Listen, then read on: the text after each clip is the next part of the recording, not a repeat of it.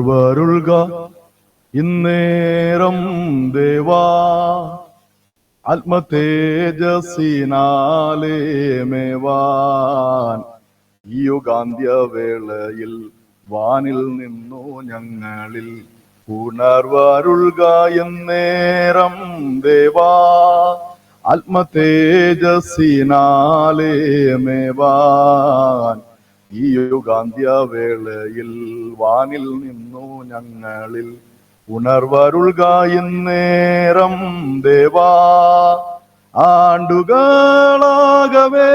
തീർന്നിടും ആയതിൻ മുന്നമേ നാഥ നിൻ കൈകളിൻ വേലയെ ജീവിപ്പിക്കേണമേ. നിന്നാത്മാവിലാകുവാൻ നിത്യാനന്ദം നേടുവാൻ കൃപയേകണമേ സ്വർഗതാതാ. ഈ യുഗാന്ത്യവേളയിൽ വാനിൽ നിന്നു ഞങ്ങളിൽ ഉണർവരുൾക എന്നേരം ദേവാ. ദൈവത്തിന്റെ പരിശുദ്ധമായ നാമം വാഴ്ത്തപ്പെടുമാറാകട്ടെ. നാം ഇപ്പോൾ പാടിക്കേട്ടതുപോലെ ആണ്ടുകൾ തീർന്നു, ഇനിയും സമയമില്ല. അതുകൊണ്ട് കർത്താവേ, നിന്റെ ആത്മാവിലാകുവാൻ, നിന്റെ വേലയെ തികയ്ക്കുവാൻ ഞങ്ങളുടെ മേൽ കൃപ ചൊരിയണമെന്നുള്ള പ്രാർത്ഥനയോടുകൂടി ഇന്നത്തെ ബൈബിൾ ക്ലാസ്സിലേക്ക് പ്രിയമുള്ളവരെല്ലാം ഹാർദവമായിട്ട് സ്വാഗതം ചെയ്യുന്നു. കർത്താവ് എവരെയും അനുഗ്രഹിക്കുമാറാകട്ടെ. നമ്മുടെ വിഷയം പരിശുദ്ധാത്മാവിൽ സ്നാനമെന്നാണല്ലോ. ഇന്ന് ഞാൻ സ്പർശിക്കുവാൻ ആഗ്രഹിക്കുന്നത്, നമ്മൾ കുറെ ചോദ്യങ്ങൾ ചോദിച്ചിട്ടാണല്ലോ നമ്മുടെ ബൈബിൾ ക്ലാസ് ആരംഭിച്ചത്. അപ്പോൾ ബാക്കിയുള്ള 3 ചോദ്യങ്ങൾ, പരിശുദ്ധാത്മാവിൽ സ്നാനപ്പെടുന്നതിന്റെ ആവശ്യം, what is the purpose of being baptised in the Holy Spirit, ഇതൊക്കെ എന്നോട് യുവ സ്നേഹിതർ ചോദിച്ച ചോദ്യങ്ങളാണ് കേട്ടോ. എപ്പോഴാണ് ഒരു വിശ്വാസി പരിശുദ്ധാത്മാവിൽ സ്നാനപ്പെടുന്നത്? നമ്മൾ അതേക്കുറിച്ച് കഴിഞ്ഞ ക്ലാസ്സിൽ ചർച്ച ചെയ്തു കഴിഞ്ഞു. പിന്നെ പരിശുദ്ധാത്മാ സ്നാനത്തിന് എന്തെങ്കിലും അടയാളമുണ്ടോ? Is there any signs for the baptism in the Holy Spirit? ഇത് ധാരാളം പേർക്കുള്ള ഒരു സംശയമാണ്. ഞാൻ ഈ ക്ലാസ്സിലേക്ക് കടക്കുന്നതിന് മുൻപ് സോഷ്യൽ മീഡിയയിലൂടെ ഉള്ളതായ സുവിശേഷീകരണത്തെ കുറിച്ച് 1-2 കാര്യങ്ങൾ എൻ്റെ അനുഭവത്തിലുള്ളത് പ്രിയപ്പെട്ടവരെ പങ്കുവച്ചിട്ട് നമുക്ക് മുമ്പോട്ട് പോകാം. ഞാൻ 1995 മുതലാണ് കമ്പ്യൂട്ടറുമായിട്ട് ബന്ധപ്പെട്ട് പ്രവർത്തിക്കുവാൻ ആരംഭിച്ചത്. എന്റെ ജോലിയിൽ കമ്പ്യൂട്ടർ വന്നത് 1995 മുതലാണ്. 1998 മുതൽ ഇന്റർനെറ്റുമായിട്ട് ബന്ധമായി അന്ന് ആകെയുള്ളത്, നിങ്ങൾക്കറിയുമോ എന്നറിയില്ല, യാഹൂ മെയിൽ, ഹോട്ട് മെയിൽ, ഇങ്ങനെ 2 കാര്യങ്ങളുള്ളൂ. ഓർക്കുത്ത് എന്ന് പറഞ്ഞ ഒരു ചാറ്റ് പ്ലാറ്റ്ഫോം ഉണ്ടായിരുന്നു, വേറെ ഒന്നുമില്ലായിരുന്നു. പിന്നെ കുറെ വെബ്സൈറ്റുകൾ ഉണ്ടായിരുന്നു, കുറച്ച് വെബ്സൈറ്റ്, ആകെ നോക്കിയാൽ ഒരു 20-30 വെബ്സൈറ്റ് ആണ്, അത്രേ ഉള്ളൂ അന്നത്തെ കാലത്ത്. അപ്പോൾ ആ 98 മുതൽ ഈ ഇന്റർനെറ്റുമായിട്ട് ബന്ധപ്പെടുവാൻ അവസരം ലഭിച്ചു. എൻ്റെ യാഹൂ ഐഡി എന്ന് പറയുന്നത് 1999-ലാണ്. എൻ്റെ ആൻസൺ എന്നുള്ള യാഹൂ ഐഡി ഉണ്ട്. അപ്പോൾ ഞാൻ അന്ന് തന്നെ എന്ത് ചെയ്തു, ആ സമയത്ത് തന്നെ 1999-2000 കാലത്ത് തന്നെ എൻ്റെ യാഹൂ ഐഡി ഉപയോഗിച്ച് ഒരു ഗ്രൂപ്പ് ഉണ്ടാക്കി. ഏകദേശം ഒരു 300ഓളം എൻ്റെ ബാച്ച്മേറ്റ്സ് ഉള്ള അവരുടെ ഒക്കെ ഇമെയിൽ ഐഡി കളക്ട് ചെയ്തിട്ട് ഒരു ഗ്രൂപ്പ് ഉണ്ടാക്കിയിട്ട് അവർക്കൊക്കെ ഞാൻ എന്ത് ചെയ്യും, ഒരു വീക്ക്ലി മാഗസിൻ പോലെ, അന്ന് MS വേർഡാണ്, അത് ഇന്ന് നമ്മൾ കാണുന്ന വേർഡല്ല, അന്ന് പഴയ വേർഡ് ഫോമാറ്റാണ്. അപ്പോൾ അതില് ഞാനൊരു മാഗസിൻ പോലെ ഉണ്ടാക്കിയിട്ട് എൻ്റെ ആശയങ്ങൾ അതിൽ എഴുതുമായിരുന്നു. മൾട്ടി കളറിലൊക്കെ എഴുതിയിട്ട് അത് കോപ്പി പേസ്റ്റ് ചെയ്ത് ഈ 300 പേർക്ക് അയച്ചു കൊടുക്കും. അങ്ങനെയാണ് ശരിക്കും എൻ്റെ സോഷ്യൽ മീഡിയയിലുള്ള പ്രവൃത്തി ഞാൻ ആരംഭിക്കുന്നത്. പക്ഷെ അന്ന് ഞാൻ രക്ഷിക്കപ്പെട്ടവനായിരുന്നില്ല. അതുകൊണ്ട് അന്ന് ലോകപരമായ കാര്യങ്ങളായിരുന്നു ഷെയർ ചെയ്തിരുന്നത്. തുടർന്ന് രക്ഷിക്കപ്പെട്ട ശേഷം നിങ്ങൾ എൻ്റെ ഫേസ്ബുക്ക് പേജ് ഒന്ന് തുറന്നു നോക്കണം.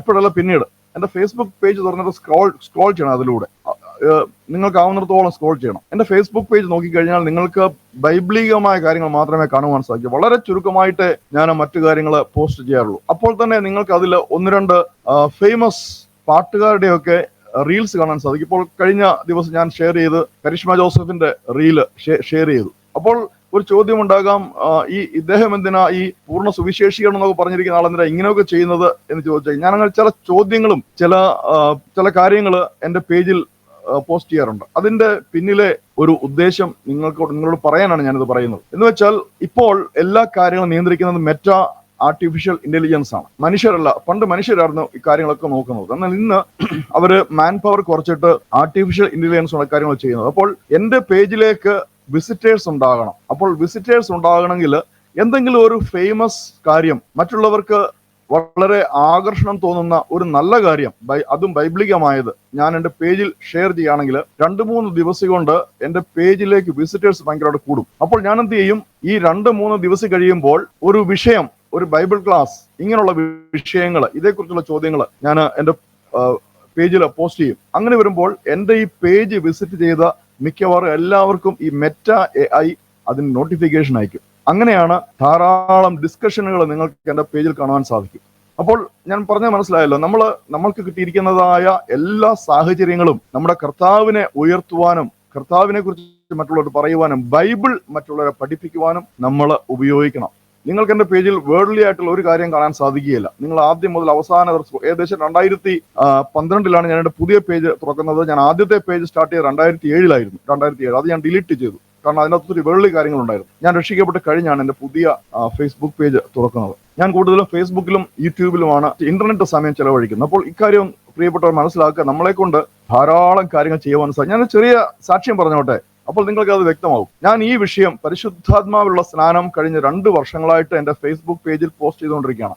ബൈബിൾ ക്ലാസ്സുകളായിട്ട്, ഇതുപോലുള്ള ചെറിയ ആർട്ടിക്കിളുകളായിട്ട്. നിങ്ങൾക്ക് ചിന്തിക്കാൻ സാധിക്കുമേ, കഴിഞ്ഞ ആഴ്ച തന്നെ 3 ബ്രദറൻ യുവാക്കൾ എന്നെ ബന്ധപ്പെട്ടു. അതിലൊരാൾ നേരിട്ട് വന്നു. അവർ ബന്ധപ്പെട്ടിട്ട് അവർ ചോദിക്കുന്നത് ഈ ഒരു വിഷയമാണ്. കാരണം അവർ പറയുന്നത് അവരുടെ കൂട്ടായ്മയിൽ ഇന്നേ വരെ ഇത് കേട്ടിട്ടില്ല. അവർ വേദപുസ്തകം പോലും ഇക്കാര്യം വായിച്ചിട്ടില്ല. കാരണം വെച്ചാൽ അവരുടെ എൽഡേഴ്സ് പറയുന്നത് കേട്ട് അവരെ അനുസരിച്ച് പോവുകയാണ്. ചോദ്യം ചെയ്യുവാൻ അവർക്ക് അവകാശമില്ല, സംശയങ്ങൾ ചോദിക്കാനുള്ള അവകാശമില്ല. സംശയം ചോദിച്ചു കഴിഞ്ഞാൽ പലപ്പോഴും അവർക്ക് തന്നെ മറുപടി ലഭിക്കാറില്ല. അപ്പോൾ അവരെന്നെ ബന്ധപ്പെട്ടത് സംശയങ്ങൾ ചോദിക്കുവാൻ വേണ്ടിയാണ്. അവർ ചോദിച്ച ഓരോ ചോദ്യത്തിനും വിശുദ്ധ വേദപുസ്തകത്തിൽ എന്റെ ഉത്തരങ്ങളല്ല, വിശുദ്ധ വേദപുസ്തകം അവരുടെ മുമ്പിൽ തുറന്നു വെച്ച് അവരെ കൊണ്ട് അവരുടെ വേദപുസ്തകം തുറന്നു വെപ്പിച്ചിട്ട് അവർ ചോദിച്ച ഓരോ ചോദ്യത്തിനും ഉത്തരം കൊടുത്തപ്പോൾ അവർ ചോദിച്ച ഇതൊക്കെ ബൈബിളിൽ ഉണ്ടോ എന്ന്. എന്നിട്ട് ഞങ്ങളുടെ എൽഡേഴ്സ് പഠിപ്പിക്കുന്ന ഇതല്ലല്ലോ.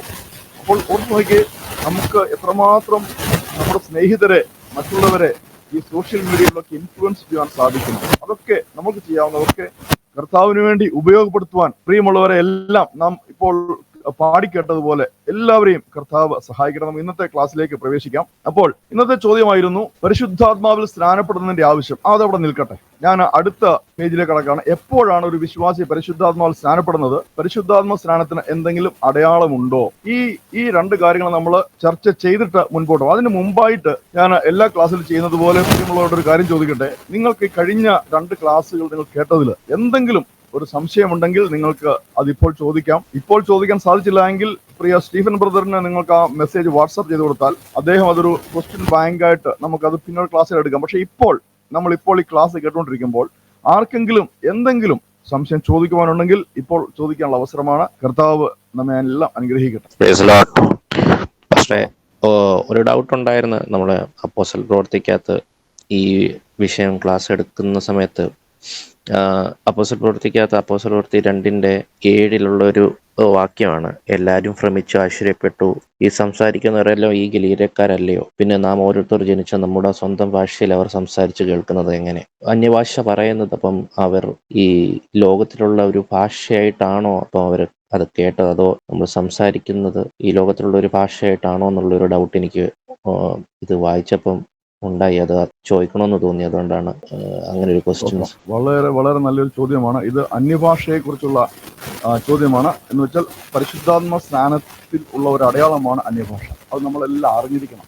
പ്രത്യേകിച്ച് നമ്മൾ പെന്തക്കോസ്ത് വിശ്വാസികൾ ആ ഒരു സത്യം അറിഞ്ഞിരിക്കണം. അപ്പോൾ തീർച്ചയായിട്ടും ഞാനത് ക്ലിയർ ചെയ്ത് തരാം. നമ്മൾ അന്യഭാഷയെ കുറിച്ച് മാത്രം ഒരു സെഷൻ എടുക്കും. അപ്പൊ അതിനകത്ത് ഈ കാര്യങ്ങളെല്ലാം നമുക്ക് ക്ലിയർ ചെയ്ത് തരാം. അതോട് ബന്ധപ്പെട്ട് തന്നെ അന്യഭാഷ സംസാരിക്കുന്നതിനെ കുറിച്ച്, അന്യഭാഷ ദൈവത്തെ സ്തുതിക്കുന്നതിനെ കുറിച്ച് ധാരാളം സംശയങ്ങൾ. ഞാനതൊരു ബൈബിൾ ക്ലാസ് ചെയ്തിട്ടുണ്ട്. സഭയിൽ അന്യഭാഷാ ഭാഷണം എന്നൊരു ബൈബിൾ ക്ലാസ് ഞാൻ ചെയ്തിട്ടുണ്ട്.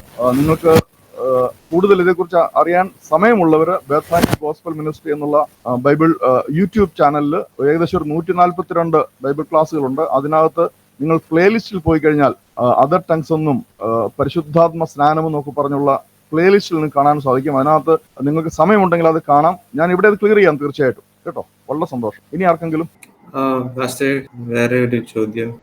I think 2 lessons before, 2 class before, you said reception of the Holy Spirit or receiving the Holy Spirit is not a doctrine. Or അതാണെങ്കിൽ ഒരു അംഗീകരിക്കാനൊക്കത്തില്ലെന്ന് പറഞ്ഞത്. പക്ഷേ ജോണിന്റെ ഇത് നോക്കിയാല് John chapter 20 verses 22, before Jesus leaves, Jesus says receive the Holy Spirit. So ഇതാണെങ്കിൽ കാണിക്കുന്നു അവരെന്താ യേശുക്രിസ്തു പോയി കഴിഞ്ഞിട്ടായിരുന്നു എന്താ ഹോളി സ്പിരിറ്റ് കൊടുക്കുന്നു. പക്ഷെ ഇവിടെ കാണിക്കുന്നു അവര് വേറെ ലാംഗ്വേജിലും സംസാരിക്കുന്നില്ല, പക്ഷെ അവർ ഓൾറെഡി സാൽവേഷൻ കൊടുത്തിട്ടുമുണ്ട്. ചില ഇതിന്റെ എന്താ ഒരു എക്സ്പ്ലനേഷൻ ഇങ്ങനായിട്ട് പറയും, അതുമല്ല reception of the Holy Spirit after the salvation ആണോ, അതോ once you get filled with the Holy Spirit, or when you're speaking in tongues? Yeah, അവൻ he അവിടെ മേൽ breathed on them. വിശ്വസിച്ചു. He breathed on them, He and then breathed. he received.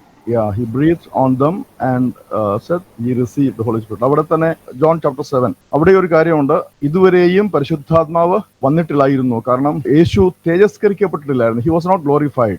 Yes, after the Holy Spirit has not been given because Christ has not been glorified yet. Yeah, exactly. യോഹന്നാന്റെ സുവിശേഷത്തിലെ വളരെ പ്രാധാന്യമുള്ള ഒരു കാര്യമാണ് പരിശുദ്ധാത്മാവിനെ ലഭിക്കുക, പരിശുദ്ധാത്മാവിനെ സ്വീകരിക്കുക എന്നുള്ളത്. തീർച്ചയായിട്ടും അത് ഞാൻ കവർ ചെയ്തിരിക്കും. കാരണം ജോണിന്റെ ഗോസ്പലിൽ നിന്ന് ധാരാളം സംശയങ്ങൾ നമുക്ക് വരാം ഹോളി സ്പിരിറ്റിനെ കുറിച്ച്. കാരണം ചാപ്റ്റർ 14, 15 ഒക്കെ ഹോളി സ്പിരിറ്റിനെ കുറിച്ച് പറയുന്നതാണ്, ഇല്ലേ? Also about I shall ask my father and send unto you the Parakalita. അപ്പോൾ ഇതൊക്കെ പരിശുദ്ധാത്മ സ്നാനമാണോ എന്ന് നമുക്കൊരു സംശയം ഉണ്ടാകാം. തീർച്ചയായിട്ടും അതുകൊണ്ട് നമ്മൾക്ക് ഇത് നോട്ട് ചെയ്യാം. ഈ ഒരു വളരെ നല്ലൊരു ഡൗട്ടാണ്, ഇത് നോട്ട് ചെയ്യാം. നമുക്ക് ഇത് എക്സ്പ്ലെയിൻ ചെയ്യാം കേട്ടോ. തീർച്ചയായിട്ടും ഒരു പക്ഷേ അടുത്ത ഒരു സെഷനോട് വേണ്ടി വന്നൊക്കെ നമുക്ക് ഡൗട്ട്സ് ക്ലിയർ ചെയ്യാനായിട്ട്. Thank you for asking this doubt. ഇനി ആർക്കെങ്കിലും? അപ്പോൾ 2 സംശയങ്ങളായ, ഒന്ന് അന്യഭാഷയെ കുറിച്ച്, രണ്ടാമത് റിസീവിംഗ് ദ ഹോളി സ്പിരിറ്റ്. അതാണല്ലോ അല്ലേ receiving the Holy Spirit. Brother ചോദിച്ച ചോദ്യം എല്ലാവർക്കും മനസ്സിലായല്ലേ? എന്ന് വെച്ചാൽ വളരെ നക്ഷലായിട്ട് പറഞ്ഞു കഴിഞ്ഞാൽ ചാപ്റ്റർ 22 യേശു ക്രിസ്തു ശിഷ്യന്മാരുടെ മേൽ ഊതിയിട്ട് പറയുന്നു, നിങ്ങൾ പരിശുദ്ധാത്മാവിനെ പ്രാപിക്കുക, പരിശുദ്ധാത്മാവിനെ സ്വീകരിക്കുക. എന്നാൽ അവിടെ ആരും ഈ അപ്പോസ്തല പ്രവൃത്തി 2 കണ്ടതുപോലെയുള്ള ആ അടയാളങ്ങൾ എന്ന് വെച്ചാൽ അവർ അന്യഭാഷ സംസാരിക്കുകയോ അത്ഭുത പ്രവൃത്തി ചെയ്യുകയോ ഒന്നും കാണുന്നില്ല. യേശു നിങ്ങൾ പരിശുദ്ധാത്മാവിനെ സ്വീകരിക്കുക എന്ന് പറയുമ്പോൾ തീർച്ചയായിട്ടും നടന്നിരിക്കണം, ഇല്ലേ? അവർ പരിശുദ്ധാത്മാവിനെ സ്വീകരിച്ചിരിക്കണം. പക്ഷെ ഇത് അവിടെ കാണുന്നില്ല. അപ്പോൾ അത് എന്തുകൊണ്ടാണ്? നമുക്ക് ഒരു കാര്യം അവിടെ ബ്രദർ സാംസൺ ഒരു കാര്യം നോട്ട് ചെയ്തോണം. Thomas was not there at that moment. ഇതുകൂടെ നോട്ട് ചെയ്തോണേ കേട്ടോ. വളരെ നല്ലൊരു ഡൗട്ടാണ്, വളരെ ഒരു ലോജിക്കലായിട്ടുള്ള ഡൗട്ടാണ്. നമുക്ക് ക്ലിയർ ചെയ്യാം തീർച്ചയായിട്ടും. ഇനി ആർക്കെങ്കിലും? ഓക്കെ, നമുക്ക് ക്ലാസ്സിലേക്ക് കടക്കാം. അപ്പോൾ നമ്മൾ അടുത്ത ചോദ്യമായിട്ട് ചോദിച്ചത്, when is a believer baptized in the Holy Spirit?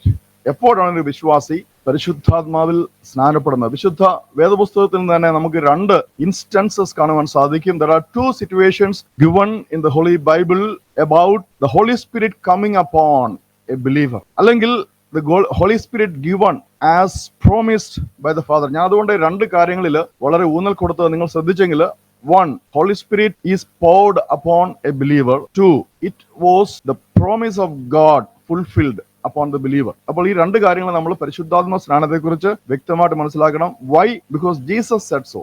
വേറെ ആരുമില്ല. നമ്മളൊരു ഉപദേശം പഠിക്കുമ്പോൾ ഞാൻ ആദ്യ ക്ലാസ്സിൽ പറഞ്ഞതുപോലെ ആദ്യം നോക്കേണ്ടത് യേശു ക്രിസ്തു എന്ത് പറഞ്ഞു, പിന്നീട് നോക്കേണ്ടത് പീറ്റർ എന്ത് പറഞ്ഞു. കാരണം he was the first shepherd entrusted by Christ Jesus. അത് കഴിഞ്ഞിട്ട് വേറെ ഏത് അപ്പോസ്തലനോ വേറെ ഏത് ശിഷ്യനോ എഴുതിയത് നമ്മൾ നോക്കാവൂ. അപ്പോൾ ഫസ്റ്റ് ജീസസ്, നമ്മൾ ന്യൂ ടെസ്റ്റമെന്റിലേക്ക് വരുമ്പോൾ first Jesus, second his apostles, then his disciples. ഇങ്ങനെയാണ് നമ്മൾ ആ എഴുത്തിന്റെ എന്താ പറയുന്ന പ്രയോറിറ്റി നമ്മൾ സെറ്റ് ചെയ്യുന്നത്. ഓർത്തണം. അപ്പോൾ യേശുവാണ് പറഞ്ഞത് നിങ്ങളുടെ മേൽ പരിശുദ്ധാത്മാവ് വരും, ഇത് പിതാവിന്റെ വാഗ്ദത്തമാണ്. ഈ 2 കാര്യങ്ങളാണ് പറഞ്ഞത്. എന്നിട്ട് മൂന്നാമത് പറഞ്ഞു, then you all will be empowered by the power from above. അപ്പോൾ 3 കാര്യങ്ങൾ യേശു പറഞ്ഞു. 1, ഇത് പിതാവിന്റെ വാഗ്ദത്തമാണ്. 2, പരിശുദ്ധാത്മാവ് നിങ്ങളുടെ മേൽ വരുന്നതാണ്, coming upon you. 3, you being empowered, അല്ലെങ്കിൽ നമ്മളെ ബലമുള്ളവരാക്കും, നമ്മളെ ബലവാന്മാരാക്കും. എന്തിൽ? ഉന്നതത്തിലെ ശക്തിയാൽ, by the power from above. ഈ 3 കാര്യങ്ങൾ പരിശുദ്ധാത്മാവിനെ കുറിച്ച് യേശു പറഞ്ഞ 3 കാര്യങ്ങൾ നമ്മൾ നമ്മളുടെ വിശ്വാസത്തിന്റെ ബേസ് ആയിട്ട് വെക്കണം. നമ്മുടെ doctrine about the baptism in Holy Spirit ഇതിന്റെ ബേസ് ആയിട്ട് വെക്കണം. എന്നിട്ട് മാത്രമേ നമുക്ക് ഈ വിഷയം പഠിക്കുവാൻ സാധിക്കുകയുള്ളൂ. അപ്പോൾ 2 situations. 1, after a sinner has been saved and baptized in water as commanded by Jesus. Other Acts chapter 2:38 lana Peter answered them, every one of you must repent and be baptized in the name of Jesus the Messiah, the Christ, for the forgiveness of your sins. Then you will receive the Holy Spirit as A gift. മനസ്സിലായി? കർത്താവിന്റെ ഗിഫ്റ്റായിട്ട്, ദൈവത്തിന്റെ ഗിഫ്റ്റായിട്ട്, പിതാവിന്റെ ഗിഫ്റ്റായിട്ട്, യേശു നമ്മൾക്ക് നൽകുന്നതായിട്ട് നമ്മൾ എന്ത് ചെയ്യും? നമ്മൾ പരിശുദ്ധാത്മാവിനെ പറയും. എപ്പോഴാണ് ഒരു പാപി മാനസാന്തരപ്പെട്ട, സുവിശേഷം കേട്ട് മാനസാന്തരപ്പെട്ട് രക്ഷിക്കപ്പെട്ട ശേഷം യേശു കർത്താവ് പറഞ്ഞതുപോലെ പിതാവിന്റെയും പുത്രന്റെയും പരിശുദ്ധാത്മാവിന്റെ നാമത്തിൽ ഒരു സ്നാപകന്റെ കീഴിൽ സ്നാനപ്പെടുന്നു. ഞാൻ അവിടെ ഒരു കാര്യം പറഞ്ഞോട്ടെ. ഈ കഴിഞ്ഞ ദിവസങ്ങൾ നിങ്ങൾ ഒരു പ്രസംഗം കേട്ട് കാണും. ആ പ്രസംഗൻ പറഞ്ഞത് ഇങ്ങനെയാണ്: പൗലോസ് വാടക വീട്ടിൽ താമസിക്കുമ്പോൾ അദ്ദേഹത്തിന് വാടക കൊടുക്കാൻ പോലും സാധ്യമല്ലായിരുന്നു. അപ്പോൾ ആ കെട്ടിടത്തിന് വാടക കൊടുക്കുവാൻ വേണ്ടി ഫിലിപ്പിയ സഭയെ അദ്ദേഹം ആശ്രയിച്ചു. അത് തന്നെ തെറ്റാണ്, അങ്ങനെ ബൈബിളിലില്ല. രണ്ടാമത്, പൗലോസ് അപ്പോസ്തലൻ ആ വീട്ടിൽ താമസിച്ചുകൊണ്ടിരിക്കുമ്പോൾ അനേകർ അദ്ദേഹത്തിന്റെ അടുത്ത് വന്നു. മാത്രമല്ല, ഒരു കൈദി എന്ന് പറഞ്ഞാൽ ഒരു പ്രിസണർ ആയിരുന്നത് കൊണ്ട് 4 മണിക്കൂർ ഇടവിട്ട് അദ്ദേഹത്തിന്റെ സെക്യൂരിറ്റി മാറിക്കൊണ്ടിരുന്നു. അദ്ദേഹത്തെ ചങ്ങലകളിലായിരുന്നു, ബന്ധിതനായിരുന്നു, സെക്യൂരിറ്റി മാറിക്കൊണ്ടിരുന്നു. അപ്പോൾ ഒരു ദിവസം ഏകദേശം 6 സെക്യൂരിറ്റികൾ 24 മണിക്കൂറിൽ അദ്ദേഹത്തിന് കാവൽ ചെയ്തുകൊണ്ടിരുന്നു. അങ്ങനെ വരുമ്പോൾ റോമൻ രാജകൊട്ടാരത്തിലെ സ്വീപ്പർ മുതൽ ഏറ്റവും ഉന്നത മന്ത്രി വരെ ഇദ്ദേഹത്തിന് കാവൽ നിൽക്കുവാൻ ആ വീട്ടിൽ വന്നു. ഇതൊന്നും ബൈബിളിലില്ല കേട്ടോ. ഞാൻ ഈ പറയുന്നൊന്നും അദ്ദേഹം പ്രസംഗിച്ചതാണ്, പക്ഷെ ബൈബിളിലില്ല. നിങ്ങൾ ഈ ഒരു കാര്യം കേൾക്കുമ്പോൾ, ഒരു പ്രസംഗം കേൾക്കുമ്പോൾ നിങ്ങൾ ബൈബിൾ നോക്കണം. ഇതിൽ പറയുന്നതൊക്കെ ബൈബിളിൽ ഉണ്ടോ എന്ന്, എന്നിട്ട് മാത്രമേ അത് സ്വീകരിക്കാവൂ, അംഗീകരിക്കാവൂ. കാരണം നമ്മുടെ എല്ലാത്തിന്റെയും ബേസ് വിശുദ്ധ വേദപുസ്തകമാണ്. ഞാനിത് നിങ്ങളുടെ അറിവിന് വേണ്ടി പറഞ്ഞു തരികയാണ്. എങ്ങനെയാണ് നമ്മൾ ഒരു ദുരുപദേശത്തെ, ഒരു തെറ്റായ പ്രസംഗത്തെ, ഒരു തെറ്റായ പഠിപ്പിക്കലിനെ നമ്മൾ വിശകലനം ചെയ്യുന്നത്. എന്നിട്ട് അദ്ദേഹം പറഞ്ഞു, ഈ 4 മണിക്കൂർ സമയം പൗലോസ് അപ്പോസ്തലന്റെ അടുത്ത് ധാരാളം പേർ വന്ന് സുവിശേഷം കേട്ടുകൊണ്ടിരിക്കുകയാണ്. അപ്പോൾ ഈ കൂടെ നിൽക്കുന്ന പടയാളി ആരും ആയിക്കൊള്ളട്ടെ, കൂടെ നിൽക്കുന്ന വ്യക്തി 4 മണിക്കൂർ പൗലോസിൽ നിന്നും ഈ സുവിശേഷം കേട്ട് പെട്ടെന്ന് വരുന്ന വഴിക്ക് മാനസാന്തരപ്പെടുമ്പോൾ വരുന്ന വഴിക്ക് ഒരു കുളം കണ്ടാൽ അവരുടെ യൂണിഫോം അടിച്ച് മാറ്റി വെച്ചിട്ട് ആ കുളത്തിൽ പിതാവിന്റെയും പുത്രന്റെയും പരിശുദ്ധാത്മാവിന്റെ നാമത്തിൽ സ്വയം അങ്ങ് മുങ്ങി സ്നാനപ്പെടുമെന്ന്. ഓർത്ത് നോക്കി, എത്ര വലിയ ദുരുപദേശമാണ് ഒരു വളരെ ഫേമസ് ആയ ഒരു പ്രസംഗകനിലൂടെ, ഒരു യുവ സുവിശേഷങ്ങളിലൂടെ, ഒരു യുവ പ്രസംഗകനിലൂടെ സഭ മുഴുവൻ, ഈ ലോകം മുഴുവൻ കേൾക്കുന്നത്. മനസ്സിലായി? അപ്പോൾ ഞാനീ പറഞ്ഞല്ലോ, യേശു കൽപ്പിച്ച സ്നാനം എന്ന് പറയുന്ന ഒരു സ്നാപകന്റെ കൈക്കീഴിൽ. കാരണം ശിഷ്യന്മാരുടെ പറഞ്ഞ നിങ്ങൾ പോയി സ്നാനപ്പെടുത്തുവിനെന്ന്. നിങ്ങൾ പോയി പിതാവിന്റെയും പുത്രന്റെയും പരിശുദ്ധാത്മാവിന്റെ നാമത്തിൽ സകലരെയും സ്നാനപ്പെടുത്തി ശിഷ്യരാക്കിക്കൊള്ളുവിൻ. അപ്പോൾ ഒരു സ്നാപകന്റെ കൈക്കീഴിലാണ് സ്നാനം നടക്കേണ്ടത്. അല്ല സ്വയം പിതാവിന്റെയും പുത്രന്റെയും പരിശുദ്ധാത്മാവിന്റെ നാമത്തിൽ ഞാൻ വെള്ളത്തിൽ മുങ്ങി എന്നെ തന്നെ സ്വയം സ്ഥാനപ്പെടുത്തിയിരിക്കുന്നുള്ളത് അങ്ങേയറ്റം ദുരുപദേശമാണ്. അപ്പോൾ ഇവിടെ ഞാൻ പറഞ്ഞത്, ഒരു പാപി രക്ഷിക്കപ്പെട്ട ശേഷം ഒരു സ്നാപകന്റെ കയ്യിൽ അവന്റെ വിശ്വാസത്തെ ഏറ്റുപറഞ്ഞിട്ട്, പരസ്യമായി വിശ്വാസത്തെ ഏറ്റുപറഞ്ഞിട്ട് പിതാവിന്റെയും പുത്രന്റെയും പരിശുദ്ധാത്മാവിന്റെ നാമത്തിൽ സ്നാനപ്പെട്ട് കഴിയുമ്പോൾ ആ നിമിഷം തന്നെ പരിശുദ്ധാത്മ സ്നാനം ഏൽക്കുവാൻ ആ വ്യക്തി യോഗ്യനാണ്. As per Act chapter 2 verse 38. പ്രിയമുള്ളവർക്ക് മനസ്സിലായി എന്ന് ഞാൻ പ്രതീക്ഷിക്കുന്നു. അടുത്ത ഒരു സിറ്റുവേഷൻ നമ്മൾക്ക് കാണുവാൻ സാധിക്കുന്നത് ആക്ട്സ് ചാപ്റ്റർ 10 വേഴ്സ് 44 ആണ്. അവിടെ എന്താണ്? കൊർണേലിയോസിന്റെ ഭവനത്തിൽ പീറ്റർ സുവിശേഷവുമായിട്ട് വരുന്നു. അവിടെ ധാരാളം പേര് കൂടിയിരിക്കുന്നുണ്ട്. They all are gentiles. ഓർത്ത് നോക്കുക, അവര് യഥാർത്ഥത്തിൽ ന്യായപ്രമാണവുമായിട്ടോ പിതാവായ ദൈവവുമായിട്ടോ ഒരു ബന്ധവുമില്ലാതെ ജീവിക്കുന്ന ഒരു വ്യക്തി. അവരുടേതായ മതവിശ്വാസത്തിൽ, നമ്മൾ ഇന്ന് കാണുന്ന സമുദായ വിശ്വാസങ്ങൾ പോലെ ഉള്ള വിശ്വാസത്തിൽ ജീവിക്കുന്ന, എന്നാൽ ദൈവഭക്തരായ ഒരു കൂട്ടം. കാരണം കൊർണേലിയോസ് ദൈവഭക്തനാണ്. അതുകൊണ്ട് അദ്ദേഹത്തിന്റെ ചാർച്ചക്കാരിൽ കൂടെയുള്ളവർ അദ്ദേഹം വിളിച്ചു വരുത്തിയിരിക്കുന്ന ഒക്കെ ദൈവഭക്തരാണ്, ദൈവത്തിൽ ഭക്തിയുള്ളവരാണ്. അപ്പോൾ അങ്ങനെയുള്ള ഒരു സമൂഹത്തിന്റെ നടുവിൽ നിന്നുകൊണ്ടാണ് യേശു ക്രിസ്തുവിനെ പത്രോസ് അപ്പോസ്തലൻ പ്രസംഗിക്കുന്നത്, ഉയർത്തുന്നത്. അപ്പോൾ അവിടെ എഴുതിയിരിക്കുന്ന എങ്ങനെയാണ്? while Peter was still making this statement, that means he made a statement above. ക്രിസ്തുയേശുവിനെ കുറിച്ച് കുറെ കാര്യങ്ങൾ പീറ്റർ അപ്പോൾ പറഞ്ഞുകൊണ്ടിരുന്നു. The Holy Spirit fell on all the people who were listening to his message. Peter പ്രസംഗിച്ചുകൊണ്ടിരുന്ന ആ വചനങ്ങൾ, അത് ദൈവത്തിന്റെ വചനങ്ങളാ, പീറ്ററിന് പരിശുദ്ധാത്മാവ് നൽകിയ വചനങ്ങളാ. അത് കേട്ടുകൊണ്ടിരുന്ന ലിസണേഴ്സ്, കേട്ടുകൊണ്ടിരുന്ന ഓരോരുത്തരുടെയും മേൽ പരിശുദ്ധാത്മാവ് പതിച്ചു എന്നാണ് അവിടെ കാണുവാൻ സാധിക്കുന്നത്. എന്നിട്ട് അവരെല്ലാം അന്യഭാഷകൾ സംസാരിക്കുന്നു. അത് കണ്ടിട്ട് അപ്പോസ്തലന്മാർ പറയുകയാണ്, നമ്മളുടെ മേൽ പകരപ്പെട്ടതുപോലെ പരിശുദ്ധാത്മാവ് ജാതികളുടെ മേലും പകരപ്പെട്ടിരിക്കുന്നല്ലോ. അപ്പോൾ പത്രോസ് പറയുകയാണ്, ആർക്ക് ഇവരെ ജലസ്നാനത്തിൽ നിന്നും വിലക്കുവാൻ സാധിക്കും? അവരെ എല്ലാം ജലത്തിൽ സ്നാനപ്പെടുത്തുവാനായിട്ട് പത്രോസ് അപ്പോസ്തലൻ കമാൻഡ് ചെയ്യുകയാണ്. ഓർത്തു നോക്കി. അപ്പോൾ ഇവിടെ 2 സിറ്റുവേഷൻ നമുക്ക് കാണുവാൻ സാധിക്കും. നമ്മളുടെ ചോദ്യം ഇതാണ്, when is a believer qualified to, or when is a person qualified to receive or accept the baptism in the Holy Spirit? അപ്പോൾ അതിന്റെ ഉത്തരമായിട്ട് നമുക്ക് പറയുവാൻ സാധിക്കുന്ന രണ്ട് കാര്യങ്ങളാണ്. Either after the believer has been baptized in water, or it might also happen when the sinner who believes in Christ Jesus listens to the gospel teachings. ഇത് നമുക്ക് പറയുവാൻ സാധിക്കും. ഇത് അന്ന് സംഭവിച്ചു, ഇന്നും സംഭവിക്കാം. അപ്പോസ്തല പ്രവൃത്തികൾ സംഭവിച്ചത് ഈ നിമിഷവും സംഭവിക്കാം. കാരണം ചിലർ ചോദിക്കും ഇന്ന് ഇതിങ്ങനെ നടക്കുന്നു എന്ന്. ഞാൻ പറഞ്ഞുതരാം. എന്നെ സംബന്ധിച്ച് ഞാൻ മുൻപ് പറഞ്ഞല്ലോ, രാജസ്ഥാനിലൊക്കെ ആദിവാസികൾ എന്ന് വെച്ചാൽ അവർക്ക് ഇലക്ട്രിസിറ്റി ഇല്ല, വാട്ടർ ഇല്ല, അവർക്ക് പുറം ലോകത്തെ അറിയില്ല. അവരുടെ ഗ്രാമമാകുന്ന ഏകദേശം 1-2 കിലോമീറ്റർ വിട്ട് പുറത്ത് പോയിട്ടില്ല. അവർ പുറം ലോകം കണ്ടിട്ടില്ല. അവർക്ക് യേശു എന്തെന്നോ ഒന്നും അറിയില്ല. അവിടെ ഞാൻ ചെന്ന സ്ഥലത്ത് അവരുടെ ദൈവം കാളയാണ്. നമ്മുടെ വെള്ള നിറമുള്ള വലിയ കൊമ്പുള്ള നമ്മുടെ വണ്ടിക്കാളയുണ്ടല്ലോ, ആ കാളയാണ് അവരുടെ ദൈവം. അവിടെ മന്ത്രവാദികളാണ് അവരുടെ ചികിത്സ നടത്തുന്നത്. അവിടെ ഹോസ്പിറ്റലില്ല. ഞാൻ പറഞ്ഞല്ലോ, ഇലക്ട്രിസിറ്റി ഇല്ല, വെള്ളമില്ല, വസ്ത്രമില്ല. ഞങ്ങൾ ഒരു വർഷം 2011 കൊണ്ടു കൊടുത്ത വസ്ത്രമാണ് 2012 ഞങ്ങൾ ചെന്നപ്പോൾ അവരെ ഇട്ടുകൊണ്ട് കൺവെൻഷന് വേണ്ടി വന്നത്. അത് നനച്ചിട്ടില്ല, കാരണം വെള്ളമില്ല. അപ്പോൾ അങ്ങനെയുള്ള ഒരു സ്ഥലത്ത് ആദ്യമായിട്ട് സുവിശേഷം കേൾക്കുമ്പോൾ കേട്ടുകൊണ്ടിരിക്കുന്നവരുടെ മേൽ പരിശുദ്ധാത്മാവ് ഇറങ്ങാം. സ്തോത്രം. അത് ഇന്ന് സംഭവിക്കാം. അപ്പോൾ തന്നെ സുവിശേഷം കേട്ട് മാനസാന്തരപ്പെട്ട പാപജീവിതം ഉപേക്ഷിച്ച്, സ്തോത്രം, പിതാവിന്റെയും പുത്രന്റെ പരിശുദ്ധാത്മാവിന്റെ നാമത്തിൽ വെള്ളത്തിലിറങ്ങി സ്നാനപ്പെട്ട നിമിഷം വ്യക്തികളുടെ മേൽ പരിശുദ്ധാത്മാവ് ഇറങ്ങാം. ഞാനിതൊക്കെ നേരിട്ട് എന്നെ കണ്ണുകൊണ്ട് കണ്ട കാര്യങ്ങളാണ് ഞാൻ നിങ്ങളോട് പറയുന്നത്. അപ്പോൾ ഇന്നും എന്തിനാ പറയുന്നത് വടക്കേ ഇന്ത്യ എന്ന്? എല്ലാവരും വടക്കേ ഇന്ത്യ എന്ന് പറയും. നമ്മളുടെ ഈ കൊച്ചു കേരളത്തില് നിങ്ങൾ ഗവി ഏരിയയിലൊക്കെ പോയി കഴിഞ്ഞാൽ ഇന്നും പുറം ലോകം കാണാത്ത ആദിവാസികളുണ്ട് കാടിനുള്ളിൽ. ആ കാട്ടിനുള്ളിൽ പോയി പ്രവർത്തിക്കുന്ന ദൈവദാസന്മാരുണ്ട്. ഞാൻ അങ്ങനെയുള്ളവരെ കണ്ടിട്ടുണ്ട്, അവരെ സപ്പോർട്ട് ചെയ്തിട്ടുണ്ട്. ഓർത്തു നോക്കി. അപ്പോൾ ഈ കേരളത്തിന്റെ അങ്ങോളം ഇങ്ങോളവും എന്നോട് ഞാൻ കർത്താവിന്റെ വേലയ്ക്ക് ഇറങ്ങിയപ്പോൾ പറഞ്ഞ ഒരു കാര്യമാണ്, പത്തനംതിട്ട ജില്ലയിൽ, നീ ജനിച്ച ജില്ലയിൽ സുവിശേഷം അറിയിക്കുകയാണ്.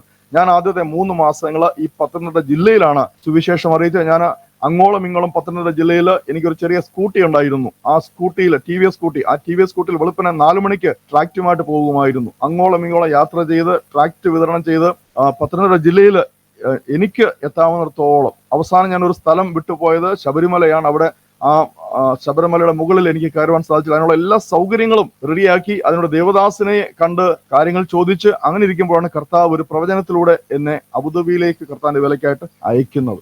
ആ ഒരു ഭാഗം മാത്രം, ആ ഒരു സ്പോട്ട് മാത്രം എനിക്ക് ആഗ്രഹം ഉണ്ടായിരുന്നു, പോകുവാൻ സാധിച്ചിട്ടില്ല. കർത്താവ്, നിങ്ങൾ പ്രാർത്ഥിക്കണം, അവിടെയും ചെന്ന് കർത്താവ് പറഞ്ഞതുപോലെ ഈ സുവിശേഷം അറിയിക്കുവാനായിട്ട് കർത്താവ് ബലം തരുവാനായിട്ട്. അപ്പോൾ മനസ്സിലായല്ലോ, പരിശുദ്ധാത്മാവ് ഒരുവന്റെ മേൽ വരുന്നതിന് ഉള്ള 2 സിറ്റുവേഷൻ ബൈബിൾ പരിചയപ്പെടുത്തുന്നതാണ് ഞാൻ നിങ്ങളോട് പറഞ്ഞത്. അപ്പോൾ ആ ഒരു സംശയം നിങ്ങൾക്ക് മനസ്സിലായി ഞാൻ പ്രതീക്ഷിക്കുന്നു. എപ്പോഴാണ് ഒരു ബിലീവർ പരിശുദ്ധാത്മാവിൽ സ്നാനപ്പെടുന്നത്, എന്താണ് ആ വ്യക്തികളുടെ യോഗ്യത എന്ന് നമ്മളിപ്പോൾ 2 ചോദ്യങ്ങൾക്ക് ഉത്തരം ലഭിച്ചു കഴിഞ്ഞു. ഇനിയും വളരെ പ്രധാനപ്പെട്ട ഒരു ചോദ്യമാണ്, പരിശുദ്ധാത്മ സ്നാനത്തിന് എന്തെങ്കിലും അടയാളം ഉണ്ടോ?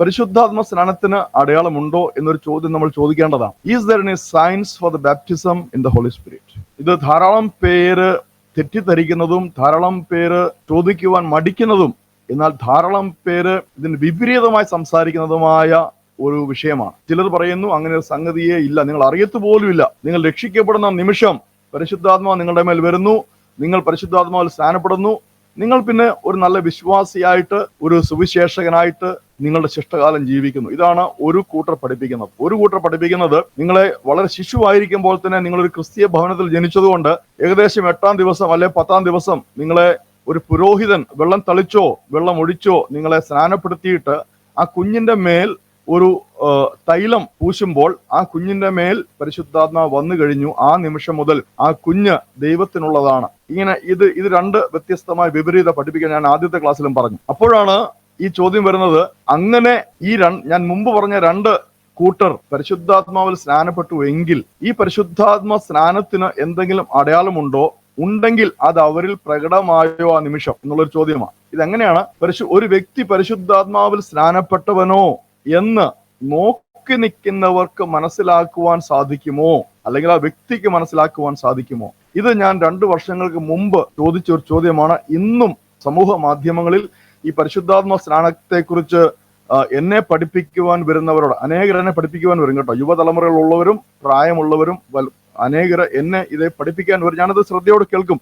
നമ്മൾ കേൾക്കുവാൻ തയ്യാറുള്ളവരായിരിക്കണം. ആരെന്ത് പറഞ്ഞാലും നമ്മളത് കേൾക്കുവാൻ തയ്യാറുള്ളവരായിരിക്കണം. സ്വീകരിക്കുന്നത് നമ്മൾ വിശുദ്ധ വേദപുസ്തകം നോക്കിയിട്ട് മാത്രമേ ഉള്ളൂ. പക്ഷെ കേൾക്കുവാൻ നിങ്ങൾ തയ്യാറുള്ളവരായിരിക്കും. സ്തോത്രം. അത് പരിശുദ്ധാത്മാവിന്റെ ഒരു പ്രത്യേക കൃപയാണ്. കേൾക്കുവാൻ എളുപ്പവും സംസാരിക്കുവാൻ താമസവും. നമ്മളൊരു കാര്യം കേട്ടിട്ട് അത് ഗ്രഹിച്ചിട്ട് പതിയെ മാത്രമേ, സാവധാനം മാത്രമേ നമ്മൾ സംസാരിക്കാവൂ. സ്തോത്രം. നമ്മളുടെ വിശ്വാസ ജീവിതത്തിൽ വളരെ ആവശ്യമുള്ള ഒരു കാര്യം, ഒരു സുവിശേഷകന് വളരെ ആവശ്യമുള്ള ഒരു കാര്യമാണ്. സ്തോത്രം. കർത്താവ് അനുഗ്രഹിക്കട്ടെ. അപ്പോൾ എന്തെങ്കിലും അടയാളമുണ്ടോ?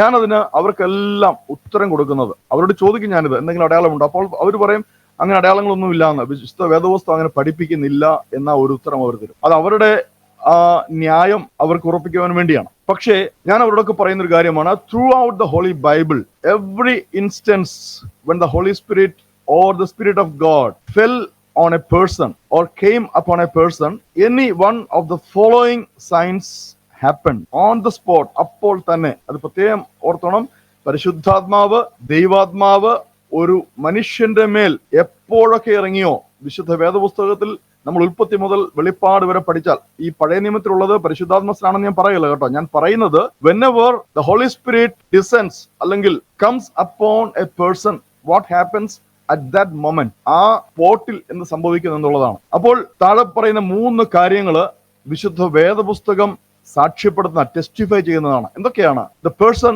he has either prophesied അല്ലെങ്കിൽ പ്രവചിച്ചു, or he spoke in tongues അല്ലെങ്കിൽ ആ വ്യക്തി വിവിധ ഭാഷകളിൽ സംസാരിച്ചു, അന്യഭാഷകളിൽ സംസാരിച്ചു. ഈ രണ്ടും ഒരു പക്ഷെ ഒരുമിച്ച് സംഭവിച്ചിട്ടുണ്ട്, അതും അങ്ങനെയും വേദപുസ്തകത്തിലുണ്ട്. ഇത് രണ്ടും സംഭവിച്ചില്ല എങ്കിൽ working of miracles or super human activities, ഈ 3 കാര്യങ്ങൾ എന്ന് വെച്ചാൽ എന്താണ്? അത്ഭുതങ്ങൾ, അടയാളങ്ങൾ പ്രവർത്തിക്കുവാൻ, വീര്യപ്രവർത്തികൾ പ്രവർത്തിക്കുവാൻ ആ വ്യക്തിക്ക് ഇൻസ്റ്റന്റ്ലി അപ്പോൾ തന്നെ സാധിക്കുന്നു. നമ്മൾക്കിത് ബുക്ക് ഓഫ് ആക്ട്സിലേക്ക് വന്നു കഴിഞ്ഞാൽ ഈ 3 കാര്യങ്ങൾ അവിടെയുണ്ട്. അപ്പോൾ നിങ്ങൾ ചോദിക്കും, ബുക്ക് ഓഫ് ആക്ട്സിൽ പരിശുദ്ധാത്മ ഒരുവന്റെ മേൽ വരുന്ന ഉടനെ മിറക്കിൾസ് നടക്കുന്നത് കാണിച്ചിട്ടുള്ളോ? നിങ്ങൾ ചാപ്റ്റർ 8 വരണം.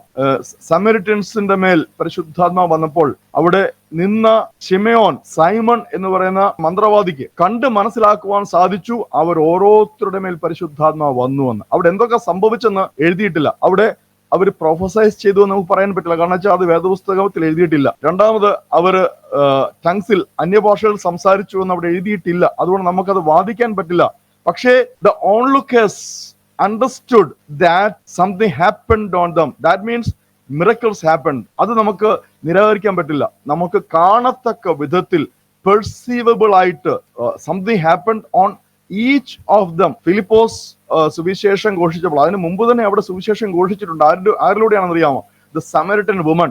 ഈ സമരിറ്റൻ വുമൺ ക്രിസ്തുവിനെ കുറിച്ച്, ഞാൻ മിശിഹായെ കണ്ടു എന്ന് അവിടെ പോയി സംസാരിച്ചു. ധാരാളം സമരിറ്റൻസിനെ ക്രിസ്തുവിന്റെ അടുത്ത് കൊണ്ടുവന്നു. അപ്പോൾ യേശു ക്രിസ്തുവിൽ കൂടെ തന്നെ അവർ സുവിശേഷം കേട്ടതാണ്.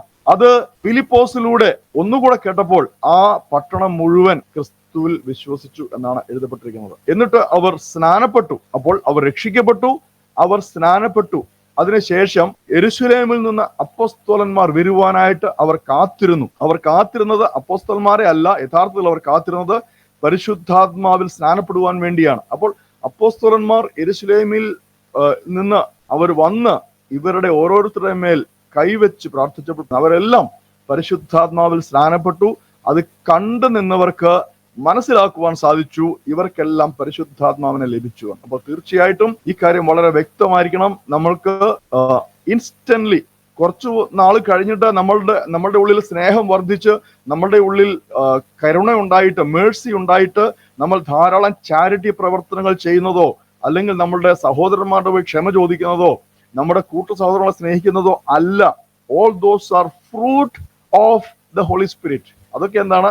ഹോളി സ്പിരിറ്റിന്റെ ഫലമാണ്. Fruit, not fruits, fruit. ഇതെല്ലാം ഉണ്ടായിരിക്കണം. നമ്മൾ ഗലാത്യ ലേഖനം 5 പറയുന്ന എല്ലാ കാര്യങ്ങളും നമ്മളിൽ അത് ഫ്രൂട്ട് ആയിട്ടുണ്ടായിരിക്കണം. അത് പരിശുദ്ധാത്മാവിന്റെ ഉള്ളിൽ വസിച്ച് ആ വ്യക്തിയിൽ വരുന്ന രൂപാന്തരങ്ങളാണ്. പക്ഷേ what I'm speaking about the instant sign a person experiences or an onlooker experiences about the Holy Spirit coming upon a believer. മനസ്സിലായി? ഇത് നിങ്ങൾ വ്യക്തമായിട്ട് ഗ്രഹിച്ചിരിക്കണം. എനിക്ക് വിശുദ്ധ വേദപുസ്തകത്തിൽ നിന്ന് റിവീൽ ചെയ്യപ്പെട്ട, വെളിപ്പെട്ട ഒരു സത്യമാണിത്. അതുകൊണ്ട് പരിശുദ്ധാത്മാവ് ഒരുവന്റെ മേൽ വന്നുവെങ്കിൽ ആ വ്യക്തിയിൽ പ്രകടമായിട്ട്, വിസിബിൾ ആയിട്ട്, ആബ്സല്യൂട്ട് ആയിട്ട് സയൻസ് ഉണ്ടായിരിക്കും. സ്തോത്രം. അതിന്റെ അർത്ഥം എന്താണ്? ഹോളി സ്പിരിറ്റ് ബാപ്റ്റിസത്തിന് സയൻസ് ഉണ്ട്. കാരണം what is Holy Spirit baptism നമ്മൾ ഇത്രയും പഠിച്ചല്ലോ. The Holy Spirit coming upon a belief and empowering him. കാരണം ബലമാണ്, ഡിനാമിസ് ആണ്.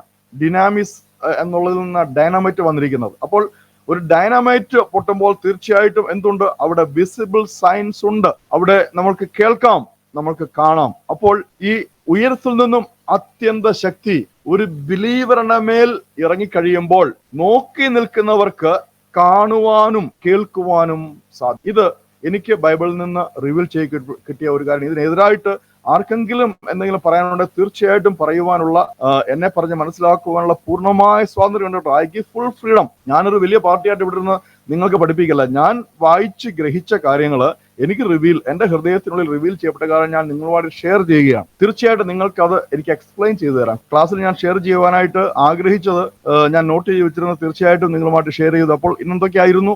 വളരെ പെട്ടെന്ന്, ഒരു വ്യക്തി എപ്പോഴാണ് പരിശുദ്ധാത്മാവിൽ സ്നാനപ്പെടുന്നത്? ആ വ്യക്തി രക്ഷിക്കപ്പെട്ട് ജലത്തിൽ സ്നാനപ്പെട്ട ശേഷം ആ വ്യക്തിക്ക് ഈ ഗിഫ്റ്റ്, പിതാവിൽ നിന്നുള്ളതായ പ്രോമിസ് ലഭിക്കുവാനുള്ള, ഏത് സമയവും ലഭിക്കുവാനുള്ള യോഗ്യതയുണ്ട്. അപ്പോൾ തന്നെ അങ്ങനെ അല്ലാതെയും പുതുതായിട്ട് നമ്മളോട് ചേർന്ന് സുവിശേഷം പ്രസംഗിക്കുമ്പോൾ കേട്ട് നിൽക്കുന്നവരുടെ മേൽ പരിശുദ്ധാത്മാവിന്റെ ആവസിപ്പ് ഉണ്ടാകാം. 2, പരിശുദ്ധാത്മ ആവസിപ്പ് ഉണ്ടാകുമ്പോൾ സ്നാനപ്പെടുമ്പോൾ എന്തെങ്കിലും അടയാളമുണ്ടോ? തീർച്ചയായിട്ടും വിശുദ്ധ വേദപുസ്തകം ടെസ്റ്റിഫൈ ചെയ്യുന്നു, അത് ഉണ്ടാകും എന്നുള്ളത് ടെസ്റ്റിഫൈ ചെയ്യുന്നു. അതുകൊണ്ട് ഈ 2 കാര്യങ്ങൾ പ്രിയമുള്ളവർ മനസ്സിലാക്കിയല്ലോ. കേട്ട 2 സംശയങ്ങൾ തീർച്ചയായിട്ടും നമുക്ക് അടുത്ത സെഷനിൽ നമുക്ക് പഠിക്കാം, ഷെയർ ചെയ്യാം. കൂടുതൽ സംശയങ്ങൾ നിങ്ങൾക്കിനി ഉണ്ടാകും, അത് ചോദിക്കുക. കർത്താവ് അനുഗ്രഹിക്കുന്നത് പ്രാർത്ഥിച്ച് ഇന്നത്തെ ക്ലാസ് അവസാനിപ്പിക്കാം.